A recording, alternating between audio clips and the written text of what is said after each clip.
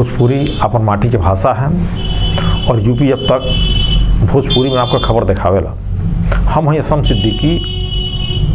ये समय ग्राम प्रधान के चुनाव के प्रक्रिया शुरू हो गई बा, आरक्षण भी आ गई, गांव में गहमा गहमी शुरू हो गई, मतलब माहौल गर्म हो जाता। अब जितने दिन नज़दीक हो जाई गर्माहट तेज हो जाई। समाज सेवक लोग जाग गई बा। कुछ लोग तो तमाम दिन से समाज सेवा में लगल है कि चलो समाज सेवा करब, आ जब ग्राम प्रधानिया के चुनाव आई तो हम चुनाव लड़ब आ वही ख्याल में हम प्रधान बन जाए। मतलब समाज सेवा के पीछे एगो कारण रहल है ग्राम प्रधान पद। और कुछ लोग तो हमारे समाज सेवा नहीं करते रहल है, तनी तनी चलत रहल है कि मालूम आरक्षण में का आई, कहीं हम पिछड़ी जात के बानी आ अनुसूचित आ गई, अनुसूचित बानी पिछड़ी आ गई। मतलब तमाम तरीके से व्यवधान भी उत्पन्न हो सकता आरक्षण की वजह से। ये कारण कई लोग तो समाज सेवा अब शुरू कई है जब आरक्षण जारी हो गई है। चली समाज सेवा करे के चाहिए, चाहे कोनो लालच में होखे, समाज के सेवा होखे के चाहिए। लेकिन कभी आप सोचले बानी कि ये गांव के प्रधान जे हम वोट देनी ओके तनख्वाह कितना मिलेला? आप जानते नहीं कि नहीं? बहुत लोगों के नहीं जानकारी हुई कि सरकार उनका तनख्वाह कितना दिले महीना में। तो हम आपको बता दी, तनख्वाह सरकारी कर्मचारी के दिहल जाला। आई ग्राम प्रधान सरकारी कर्मचारी नहीं होना, ये जनप्रतिनिधि हमें, आ इनके तनख्वाह नहीं कोनो हवे, इनके मानदेय मिलेला। आ कितना मिलेला मानदेय इहो हम आपको बताए। आप देखते रही हमारी वीडियो। अब चली गांव के प्रधानी तरफ लेके चलते हैं हम आपके। इस समय हर गांव में माहौल गर्म हो गई बा, गोलबंदी शुरू हो गई बा, समाज सेवक लोग सामने आ गई बा। हम ही नहीं कहब कि सब एक जैसन हुई हैं, तमाम लोग ऐसा होला जो अच्छे दिल से समाज सेवा करेला। और कुछ लोग सीजनल होला कि चुनाव आ गई समाज सेवा में उतर गई नहीं, कहाँ है कि हम चुनाव जीत जाए, और हार गई नहीं तो भाग जाए, नहीं करम समाज सेवा, तब पहचाने पड़ी आपके। और कुछ लोग तो ऐसा हुई जो कहे कि हमके वोट दे दो, एक गांव के तस्वीर बदल देब, तकदीर बदल देब। अरे भैया, एकरे पहलहू तो 5 साल पहले प्रधानी चुनाव पड़ल रहल, ओकरे पहलहू 5 साल पहले पड़ल रहल। तो जे आइल उनमें कितना लोग गांव के तस्वीर बदलल, गांव के तकदीर बदलल, आपकी जानकारी हुई। लोग पैसा भी खुले हाथ से खर्चा करेला कि हमको पदवा मिल जा।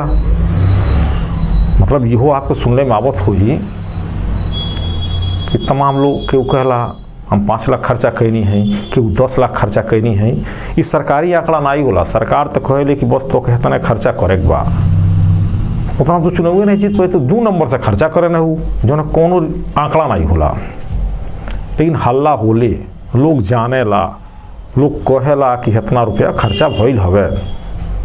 देखिए, वोट बिना पैसा के दिहल जाला। आपकी वोट अनमोल हवे। आपके वोट से गांव के तस्वीर और तकदीर दोनों बदले ले। ये वजह से जे लालच दे ओके तो कतई वोट मत देब, जे दारू पियाई ओके कतई वोट मत देब, जे पैसा दी ओके कतई वोट मत देब। वो तस्वीर और तकदीर नहीं बदली, वो आपन तस्वीर और तकदीर बदली। कारण वो आपके दारू पियाई, आपके पैसा दी, मतलब तरह तरह से आपके लालच दी कि आप हमको वोट दे दी। और जब वोट दे दे तो 5 साल आप कुछ नहीं कर पाए, जवन चाही तौने करी। गांव के तस्वीर बदले या न बदले, तकदीर बदले या न बदले, आपन तस्वीर बदल ली, आपन तकदीर बदल ली। ये वजह से अब आपके सामने बहुत बड़ा निर्णय अपने गांव के विषय में कि हम केकरे हाथे में ये गांव सौंपी।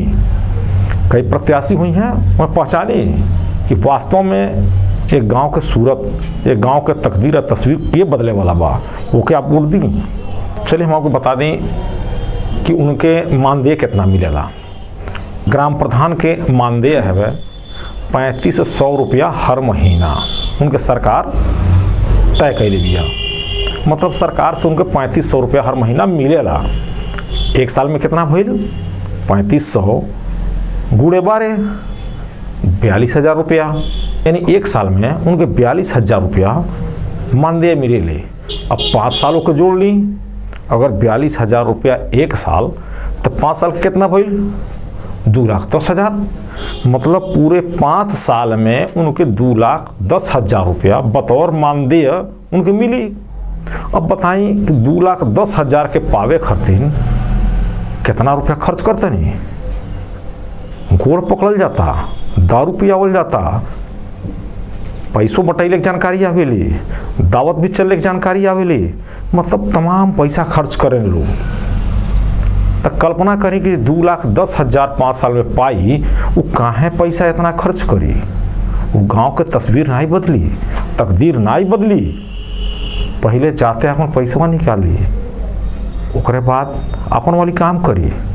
अब देखत हो खब कि तमाम जगह से शिकायत आवेली कि नाली नहीं बनल, पैसा निकल गई, सड़क नहीं बनल, पैसा निकल गई,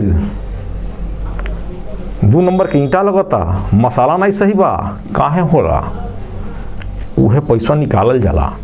तो ये वजह से समय आ गई बा अपने गांव के सही चुनाव करी प्रतिनिधि के। जितने आप सही प्रतिनिधि ले आए उतने बढ़िया तस्वीर बदली।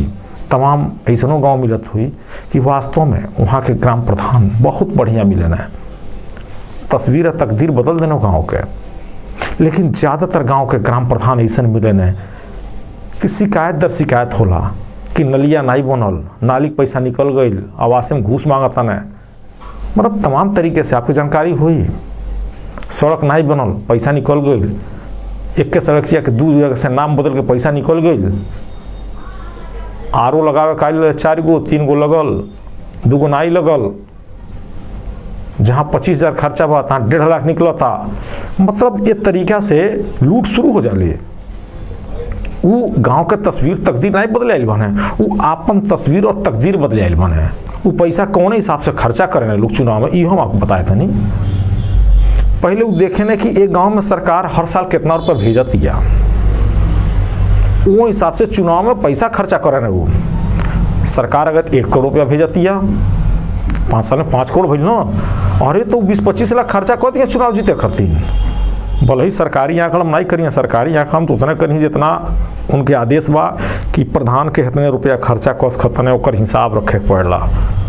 लेकिन किनारे से खर्चा करिए, वो वही में केहू करत में पकड़ा जाला तो मुकदमा दर्ज चलो उनके ऊपर। इहो सुन लो खब आप। ये तरीका से गांव के तय होले कि हम कितना रुपया खर्च करब, सरकार पैसा कितना देती है साल में, हिसाब से खर्च करब कि हमको पद पावे के बा। अब पद पहले के बाद हमके अपन वाली काम करे के बा। तो अच्छा प्रतिनिधि चुनी, अच्छे लोगों को वोट दी, जे पैसा खर्चा करता केहू तो वोट चाहे उनके ओके सीधे नकार दी। वैसा प्रत्याशी के जितावल ठीक नहीं बा कि जे पैसा खूब खर्च करे, वोट खरीदे, ओके सीधे किनारे कर दी, कबो विकास नहीं करी। अब देखते रहे यूपी, जब तक हम ही तरह आपके हर खबर दिखावत रहब। यूट्यूब पर देखता नहीं तो सब्सक्राइब करी, आप फेसबुक पर देखता नहीं तो पेज के लाइक करी और शेयर करी।